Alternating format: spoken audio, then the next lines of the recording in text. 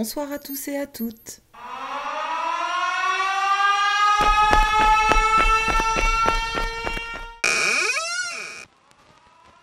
Bonsoir à tous et à toutes. Je vous souhaite la bienvenue dans ma Panic Room où je vous propose de vous réfugier et d'en profiter pour découvrir les livres les plus mystérieux de ma bibliothèque. Alors faites comme chez vous, installez-vous sur ce bon fauteuil et plongez avec moi dans les mystères de la littérature.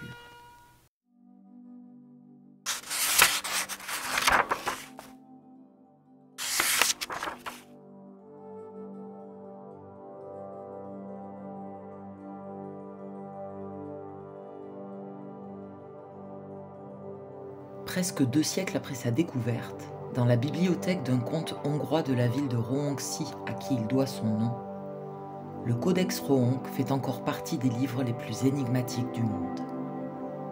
Anonyme, non daté, ce manuscrit illustré est rédigé dans une langue inconnue et contient de mystérieux symboles qui continuent de captiver les chercheurs en langues anciennes, les cryptologues et les amateurs de mystères linguistiques.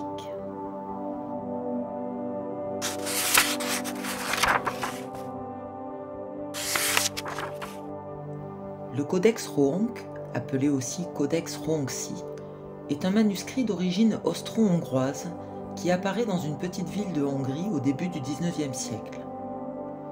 En 1838, Gustav Batthyány, un comte hongrois grand collectionneur de livres anciens, décide de léguer toute sa bibliothèque, conservée dans la ville de Rohanszky, en Hongrie occidentale, à l'Académie hongroise des sciences de Budapest. Dans cette vaste collection de plus de 30 000 ouvrages, les conservateurs vont découvrir un mystérieux manuscrit d'origine inconnue et sans titre, qu'ils intituleront le Codex Rohanszky, ou Rohank, d'après la ville du généreux donateur. Celui-ci précisa que l'ouvrage faisait partie de la bibliothèque familiale depuis plus d'1 siècle et qu'il contenait, selon lui, d'ancestrales prières hongroises. D'apparence modeste, ce petit manuscrit semble en effet révéler des scènes religieuses, mais aussi laïques, militaires ou plus énigmatiques. Cependant, le mystère réside surtout dans l'écriture incompréhensible de l'ouvrage, les spécialistes ne parvenant pas à déchiffrer les étranges caractères manuscrits de la langue mystérieuse dans laquelle est rédigé le codex.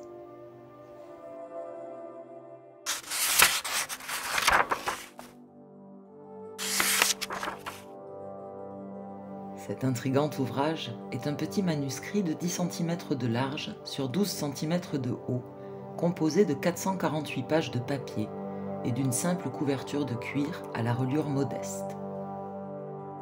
Si le ou les auteurs semblent ne pas particulièrement intéresser les spécialistes, excepté les partisans du canular, c'est qu'ils n'ont pu jusqu'ici que spéculer sur leur identité, dont les seuls indices sont la présence de rares signatures sous la forme d'initiales.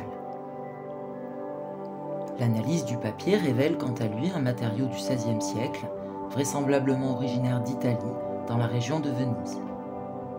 Mais l'encre ne pouvant être datée avec exactitude, les origines de la création du Codex Rohank restent encore mystérieuses.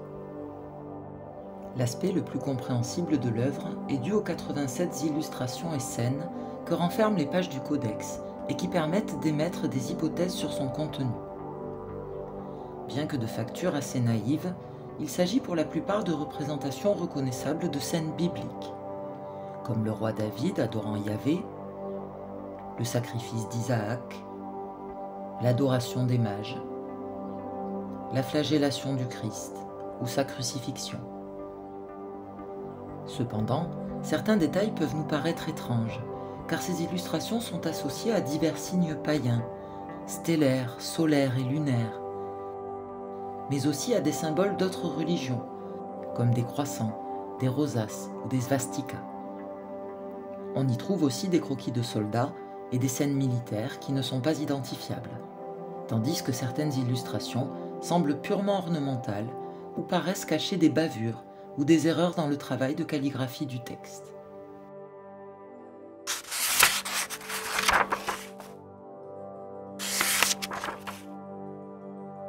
Le mystère principal du livre tient au fait qu'il est rédigé dans une langue inconnue, avec une écriture non identifiée, dont on ignore en particulier dans quel sens elle doit être lue.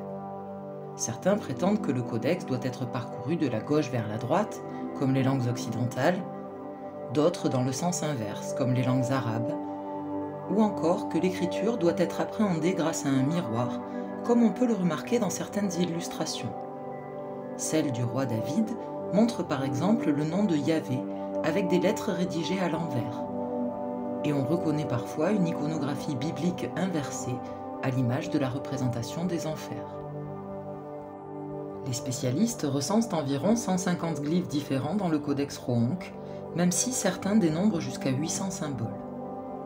Mais un très grand nombre de ces signes n'est utilisé qu'une seule fois, et on ne sait toujours pas différencier les lettres des mots, l'absence de signes de ponctuation rendant également très difficile la perception de phrases, chaque page comportant entre 9 et 14 rangées de symboles.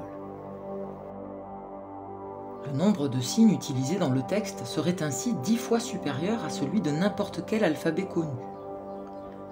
Il semble donc que le codex Roonk n'utilise pas à proprement parler un alphabet, mais plutôt un ensemble composite de lettres, d'idéogrammes, de logogrammes et de phonogrammes, à l'instar des écritures chinoises, égyptiennes ou mayas, qui rendent la possibilité d'un déchiffrage encore plus complexe. Des chercheurs ont également mis en avant la ressemblance de certains symboles avec d'anciennes runes hongroises, les graphies indiennes ou arabes, alors que d'autres pensent qu'il s'agit d'un texte codé dont le scribe désirait s'assurer que le contenu reste inaccessible aux profanes.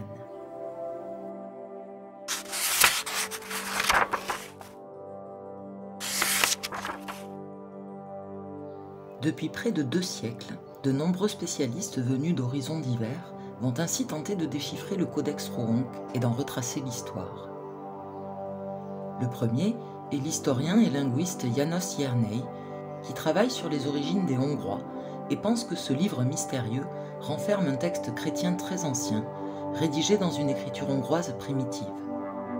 Ses études sur le codex, au milieu du XIXe siècle, lui permettent d'identifier l'origine italienne du papier, et il se persuade bientôt qu'il s'agit d'une écriture des peuples tatars installés dans le pays au Moyen Âge, hypothèse qui ne parvient cependant pas à convaincre par manque de preuves. Devant les échecs répétés de décryptage depuis Ernei, l'hypothèse d'un faux devient prédominante. L'encre ne pouvant être datée, l'ancienneté du papier ne peut en effet à elle seule permettre de définir l'âge du codex. Celui-ci a donc été longtemps considéré comme une contrefaçon attribuée à Samuel Literati Nemes, un antiquaire transylvanien connu pour être parvenu à duper plusieurs savants renommés. Si l'implication du faussaire n'a jamais pu être établie avec certitude, l'idée du canular finit par convaincre et le 12 novembre 1898, le comité de la section linguistique de l'Académie des sciences de Budapest décrète que l'œuvre n'est qu'un pastiche indéchiffrable. Après cette sentence officielle, reprise par la plupart des érudits de l'époque, le codex Roonk sombre dans l'oubli. À partir des années 1970, avec l'avènement de l'informatique, le manuscrit est réexaminé et la piste d'un artefact authentique est relancée.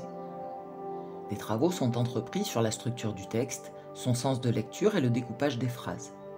Mais les nombreuses pistes, qui rapprochent l'écriture du codex de toutes les langues anciennes possibles, du sumérien à l'araméen, en passant par le sanskrit et le brahmi, s'avèrent toutes fantaisistes et sont rapidement réfutées.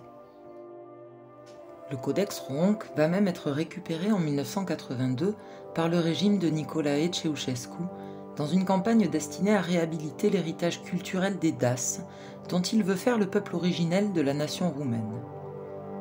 La philologue Viorica Enariuc, à qui est confiée l'étude du codex, établit sans surprise qu'il s'agit d'un corpus de textes médiévaux en daco-roumain, une langue vulgaire d'origine latine, qui reprend des caractères runiques héritiers des Daces. La linguiste propose une traduction aussitôt controversée et critiquée par ses homologues, qui contestent sa méthodologie. Sans avancée notable pendant des années, l'hypothèse d'un texte crypté dont il reste à découvrir le code se fait de plus en plus présente. En 2015, l'ouvrage est numérisé par l'Université de Hambourg sur microfilm, disponible sur Internet, ce qui permet de rendre plus accessible le codex et relance l'intérêt des chercheurs. L'étude la plus convaincante est certainement celle publiée en 2018 dans le magazine Cryptologia par Levente Kirali et Gabor Tokay, qui ont travaillé séparément avant de conjuguer leurs efforts. Dans Craquer le code du Codex Roonk, ces chercheurs hongrois confirment la nature chrétienne du manuscrit en comparant les illustrations classiques à celles du codex et fixent sa rédaction à 1593. D'après eux, l'écriture serait cryptée par un système fondé sur une langue artificielle, mais ils ne parviennent cependant pas à définir dans quelle langue le texte en clair est rédigé. Utilisant la Bible comme pierre de Rosette, ils proposent la traduction de quelques mots, mais soulèvent surtout une question existentielle. Pourquoi un texte de ce genre a-t-il été codé ? Un dissident religieux voulait-il cacher sa doctrine hérétique à l'Église par ce savant cryptage ? Serait-ce le manifeste d'une société secrète ? Ou tout simplement le vestige d'une écriture à jamais perdue ? Depuis que son existence a été dévoilée, le Codex Roonk a été étudié par de nombreux chercheurs et amateurs, mais aucun n'a réussi à fournir une traduction ou une interprétation largement acceptée et convaincante du texte, et les tentatives systématiques restent toutes infructueuses à ce jour. Texte crypté, héritage culturel de la nation roumaine, livre de prières rédigé dans une langue oubliée ou incroyable canular, à l'instar du fameux manuscrit de Voynich, le Codex Roonk n'a pas fini de donner du fil à retordre aux linguistes et aux cryptologues du monde entier.